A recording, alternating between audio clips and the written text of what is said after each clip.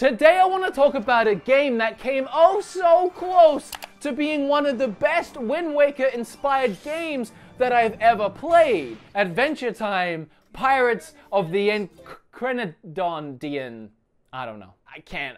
I've tried, so I learned how to say it and I've already forgot. You won't play it after this video anyway, it doesn't matter. The sad thing really is, not only would it have been an amazing Wind Waker style game, but it would have been a really awesome game in its own right. But for whatever reason, it feels like they released the game months before it was ready. I'm not sure what kind of deadline they were trying to hit. I'm not sure if it lined up with an episode of the TV show or the season finale or something like that. But oh my great giddy aunt, does this game have some issues. Let's start with the loading screens, which on the loading screens themselves, they warn you that it's gonna take a while, and oh boy, they ain't joking. These loading screens can take anywhere from a minute to what feels like 5 minutes, and when you're waiting to play a game for 5 minutes, it feels like an eternity. And what makes it worse is there's a loading screen around every single corner. You'll hit a 5-minute loading screen just to be treated to a 1-minute loading screen 30 seconds later.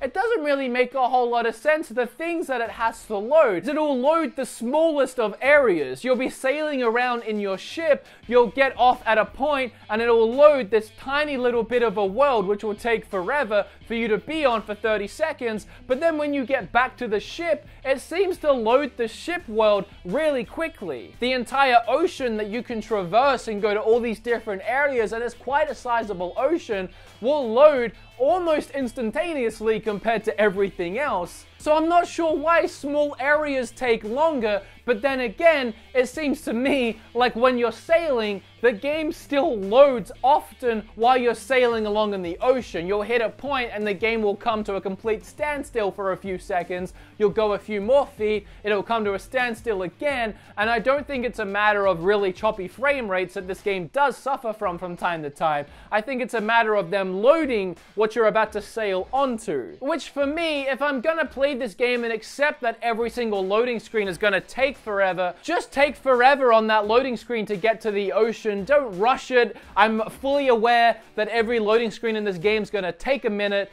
Just let it load. Don't then load the game while I'm sailing and ruin that experience as well. I find it interesting that Wind Waker managed to load everything while you're sailing pretty smoothly and easily, and like 10-15 years later this game couldn't pull it off. That's what makes me feel like it just wasn't optimized well. But it's not just the loading screens that are an issue. This game has crashed on me several times. An hour into my first playthrough, it crashed. I thought maybe that was just a one-off situation, but then I live streamed it for another hour and it crashed on me 3 times. Wow. Not doing yourself many favors here, Adventure Time. Not gonna lie, I'm trying to make you look good and it ain't happening. You're digging yourself a hole. But the 3rd time it crashed on me on the exact same spot it did the first time it crashed, right after a really long loading screen going into the Dark Woods area, which means there's something about that area that's crashing the game, which tells me it's not just the game running kind of poorly and crashing every now and then. There's actually issues within the game on top of that at certain points that's causing the game to crash at these specific areas, but it's not fixed, it's not updated, and it was still released. I wouldn't have released this in its current state. And then on top of that, I've had bugs like that boss fight that I slugged through. I beat the boss, and then everyone was kind of just standing around doing nothing. And this was on live stream, so I can show you that it just like 2 minutes of nothing. I kept hoping that it would continue, but it just kind of froze, I guess. It was moving, but it wasn't. I've never experienced this many bugs and issues in a game personally. But what's most disappointing, and it really truly is, because despite all of that, this game is really good. I don't know if I would say great, but it is a good game, and it's definitely fun, and it's easily something that I would finish, play through, and have a good time with, and even recommend to a few people if it would just play the way it's supposed to play. I can't recommend it in its current state because it's just frustrating. There's nothing fun about a boss battle, which, albeit was fun to do the first time, but the third time it's kind of like, I'm sort of over this now. But honestly, I really do feel like this game had love, heart, soul, and passion put into it. I can see the passion put into this game. I can see the attention and the care. There was a team of developers that really loved what they were doing with this game, and it really does shine through in the actual game outside of the issues. The first one being the fact that it is Wind Waker inspired. A lot of these Adventure Time games parody a lot of the Zelda games. They take heavy inspiration from them and then do a very different and unique thing with them, and I like that a lot. As a huge Zelda fan and a pretty big Adventure Time fan,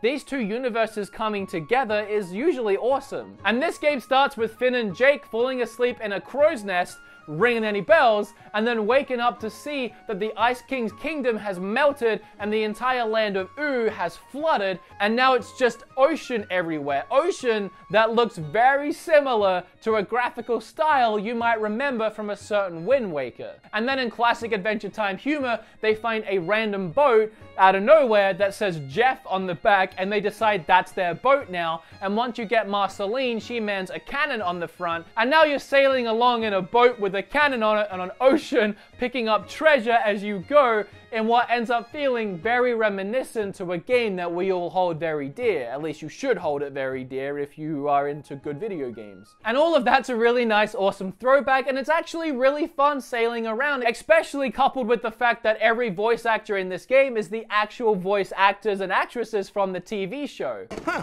that's weirdly convenient. Let's just take the boat and go.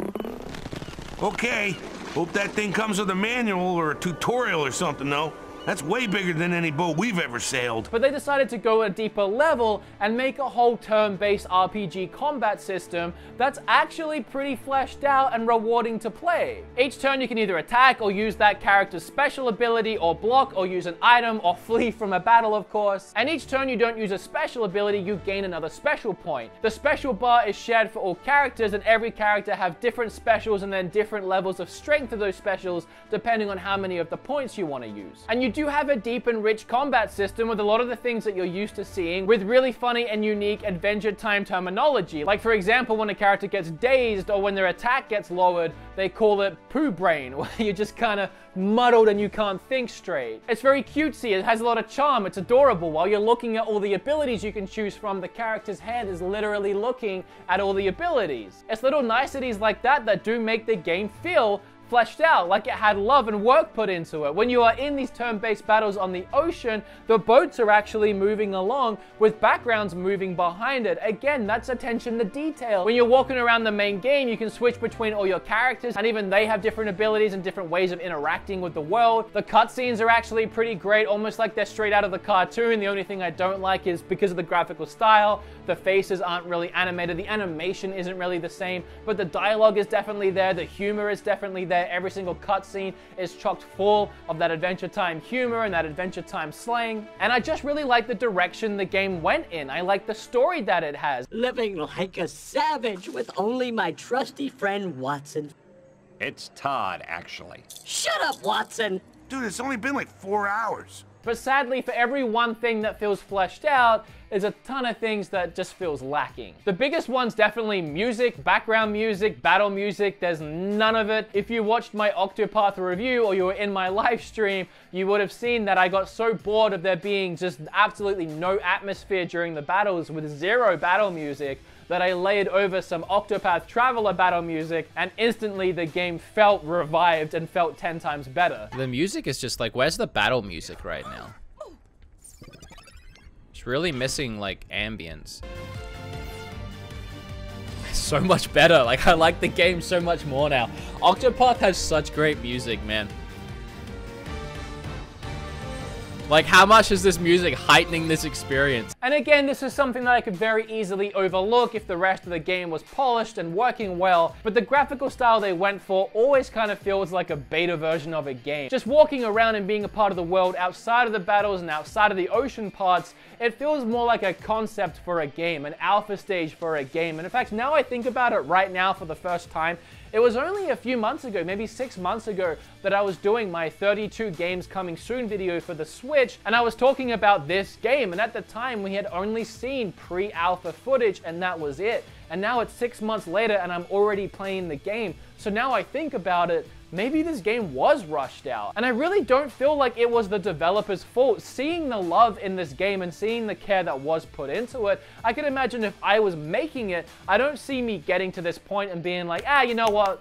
That's good, just get it out there. If you're inspired by Wind Waker, you have that love in your heart, you have that Zelda love in your heart, and you can see it in the Adventure Time game, so I don't see them just rubbing their hands and thinking, oh, money time and getting it out there. But someone wanted this game out, and it wasn't ready. Now, I am talking about the Switch version. I haven't played any other version. Maybe it runs better on other systems. It's not my job to buy a game on a system and think, oh, maybe it's better on another system and go out and buy it a second time. As a consumer, that's not my responsibility. The responsibility is to make sure that it runs good on everything, and I can't imagine it running so bad on Switch, but then being perfect everywhere else. But if you yourself have played it somewhere else and you haven't come across any of these issues and you love the game, make sure you do let us know down below. I thought for $40, initially this was gonna be a steal. For the unique experience that is the game and the worlds of Adventure Time and Zelda coming together in a fun experience, I would have been fine paying that price.